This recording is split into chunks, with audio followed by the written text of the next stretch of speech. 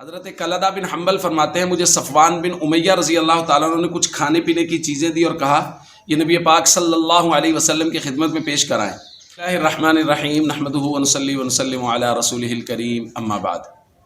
آداب کے بیان کا سلسلہ جاری ہے۔ آداب میں سے ایک اہم ادب یہ ہے کہ جب کسی کے گھر میں داخل ہوں تو داخل ہونے سے پہلے گھر والوں سے اجازت لیں، چاہے وہ رشتہ دار کا گھر ہو چاہے غیر رشتہ دار کا گھر ہو۔ جب بھی کسی گھر میں جائیں تو داخل ہونے سے پہلے اجازت لیں۔ نبی پاک صلی اللہ علیہ وسلم نے بے حد برا محسوس کیا اس بات کو کہ کوئی آدمی کسی کے ہاں داخل ہو جائے اور بغیر اجازت لیے، بغیر سلام کیے، بغیر اجازت لیے داخل ہو جائے۔ حضرت کلدہ بن حنبل فرماتے ہیں مجھے صفوان بن امیہ رضی اللہ تعالیٰ عنہ نے کچھ کھانے پینے کی چیزیں دی اور کہا یہ نبی پاک صلی اللہ علیہ وسلم کی خدمت میں پیش کرائیں۔ میں حضور علیہ الصلوۃ والسلام کے پاس پہنچا تو حضور علیہ الصلوۃ والسلام خیمہ میں بیٹھے تھے۔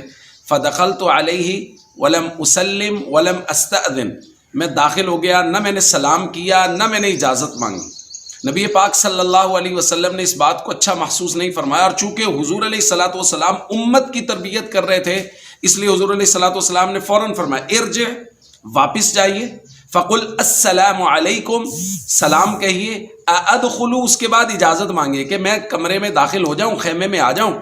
اگر اجازت مل جائے تو داخل ہوں، اور اگر اجازت نہ ملے، جیسا کہ ہم پچھلے درس میں یہ بات بیان کر چکے کہ 3 مرتبہ اجازت لیں، اجازت نہ ملے تو واپس چلے جائیں۔